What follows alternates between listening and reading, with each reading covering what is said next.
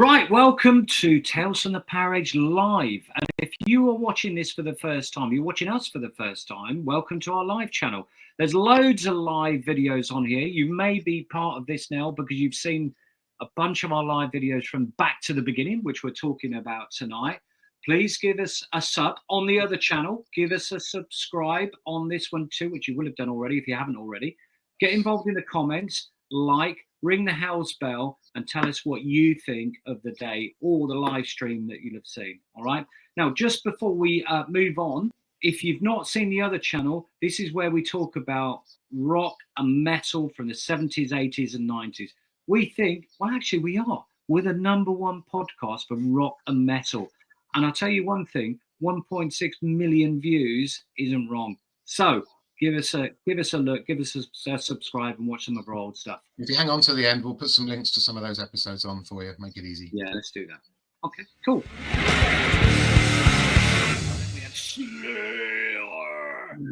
Well, they knocked it out of the park. They were the best band of the day for me. War Ensemble and Angel of Death are two of my favourite songs ever. I don't know. I can't remember how much of South of Heaven they played. They didn't play it all, did they? They mixed it with they mixed it in, didn't they? Again, another absolutely fantastic song. And then obviously everyone knows Raining Blood. I mean, even people who don't know Slayer know that because it's memed everywhere, that riff. So yeah, they kicked it out of the park. Brilliant they were. And the crowd I was surprised how good they were. Yeah. But they're match fit, aren't they? Because they did Finsbury Park? No, Sunday night they did that. The night after. So they're going to be match fit. Yeah, no, they smashed it. Okay, talking another band that should be match fit because they've been on tour for a while and they played Wembley Stadium a couple of weeks earlier, where the sound hadn't been so good, and they've got quite a bit of negativity and press around that, particularly on socials. I thought they sounded great. I thought they were good, and they did two great Sabbath songs. I love Never Say Die. Many people probably don't like that song, but I really like that song. And Sabbath, Bloody Sabbath, obviously brilliant. And they play the two of their greatest songs last, which are again immense. And they went down. I mean, they went down really well. Sabbath, Bloody Sabbath, when Slash was there.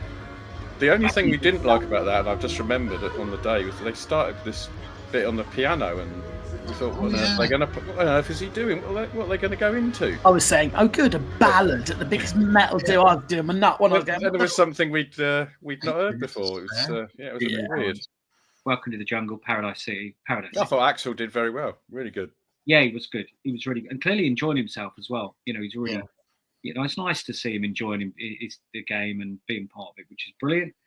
And then, I mean, we were just like, we were pinching ourselves. I can't believe what we're seeing. And then it's amazing.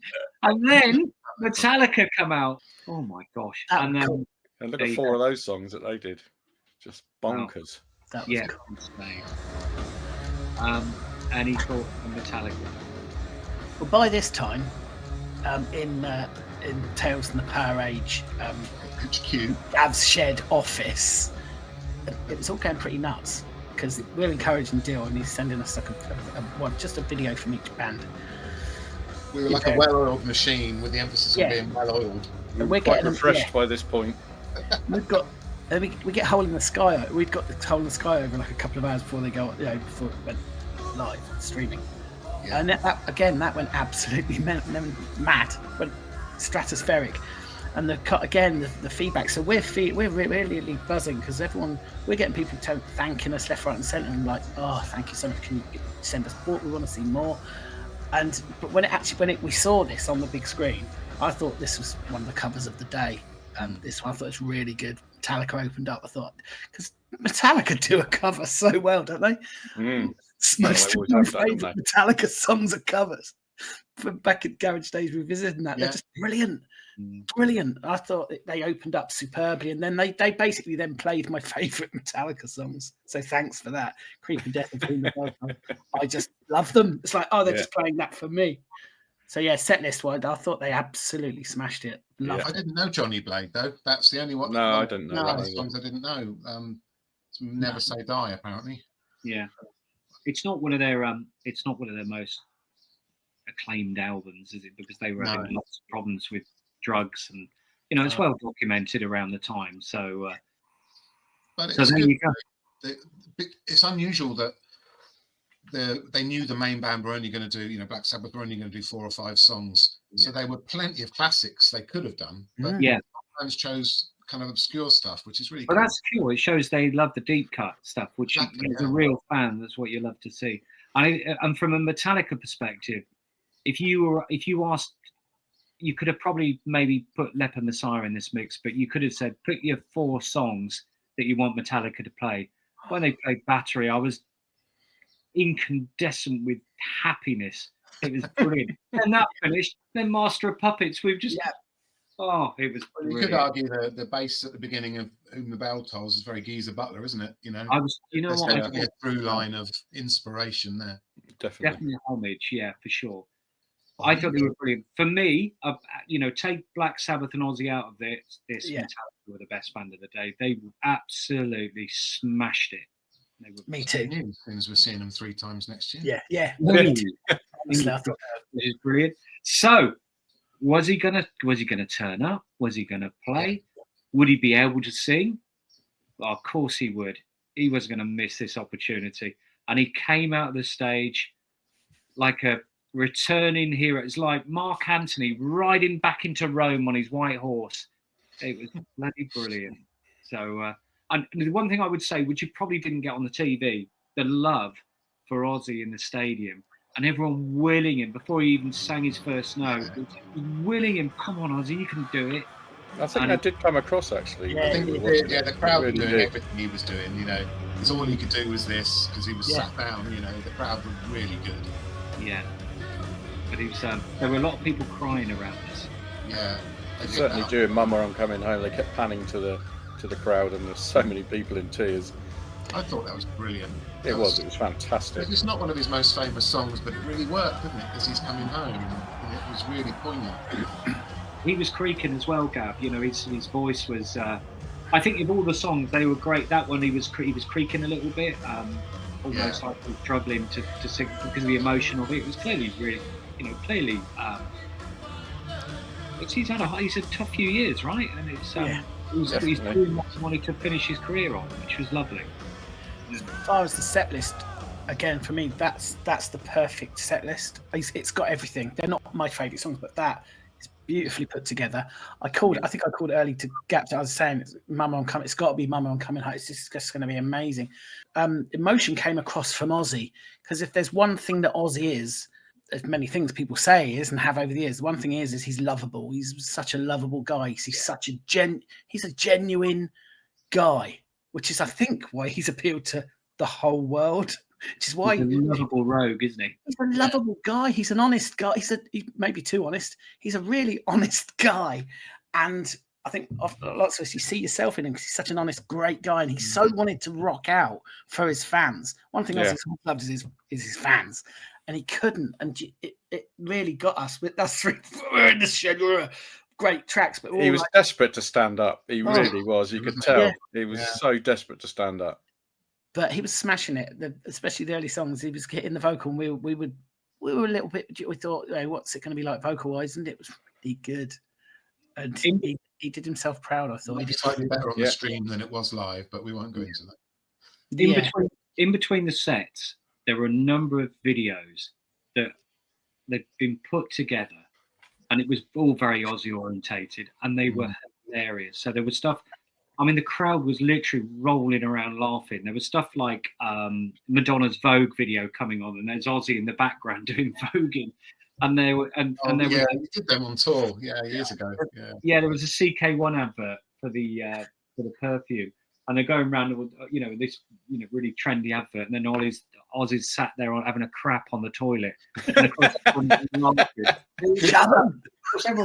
it. And there were other tributes between each of the sets. So Dolly Parton, Cyndi Lauper, Ricky Gervais, Def Leppard, Judas Priest, Angus and Brian.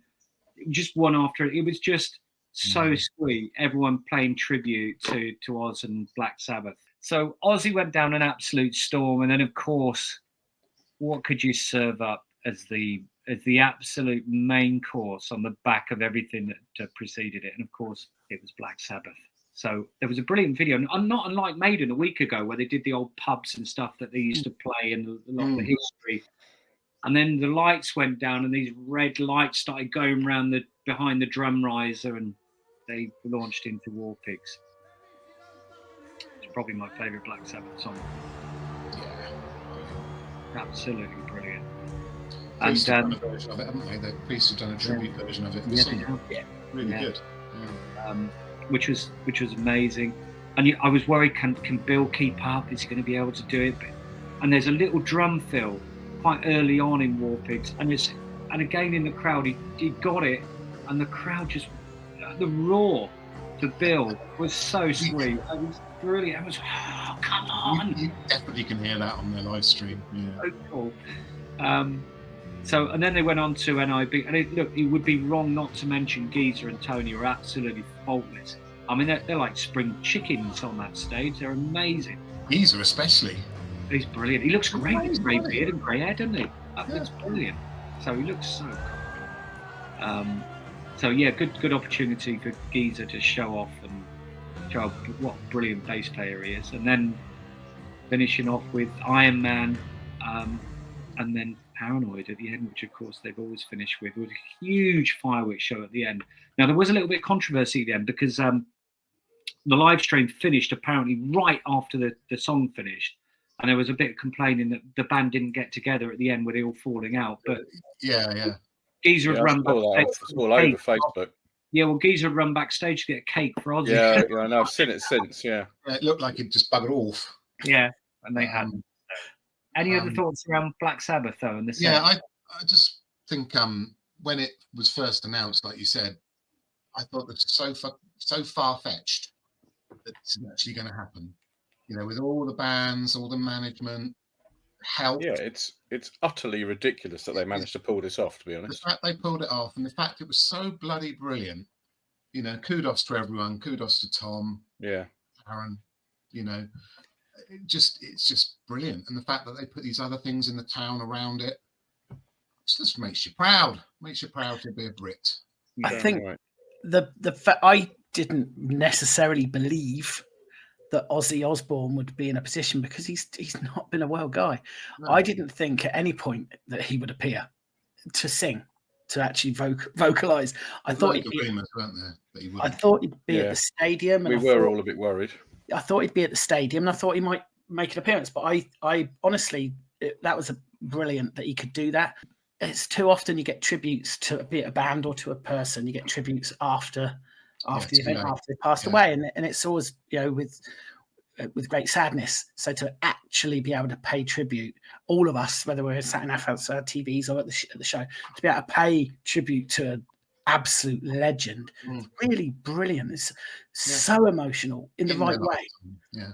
Yeah, and that's why it felt so special to us. I think it was just, we were all able to share it. Dill from afar, Dill actually there, and us from afar. It made it a really special day, and you could feel we had a fantastic day together, didn't we? You could feel it across the internet, across the social media. Too often, social media gets a, well, maybe rightly so, grief for being evil or spiteful. And sometimes things happen that make you go, "Oh, it's immense that you can actually share this with people across the universe."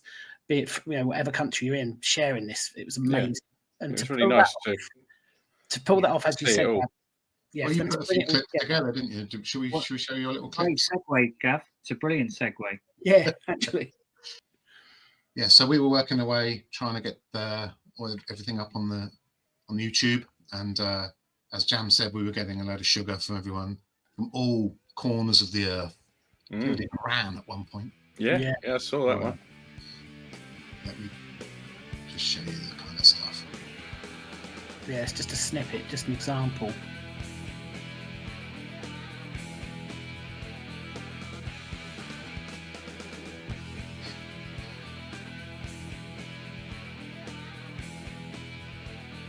This is where we're feeding back to Dill. Keep them coming. They're loving it. By the way, I had There's some sugar for your camera work there, Dill, as well. That was good. Yeah, he did. Yeah. Yeah, I had no idea at this point it was being watched all over the world, and so many people were giving us kudos. But that was great. That's just an example, and that's why I think it felt really good to be able to share that. It really made we've been doing this metal thing for a couple of years now, and just trying to bring it to people and talk about the thing that we love, rock and metal, and how we love it. And we take a video and we go to a show just to share, and it seemed to all culminate and come together and share it with so many people. It was quite special.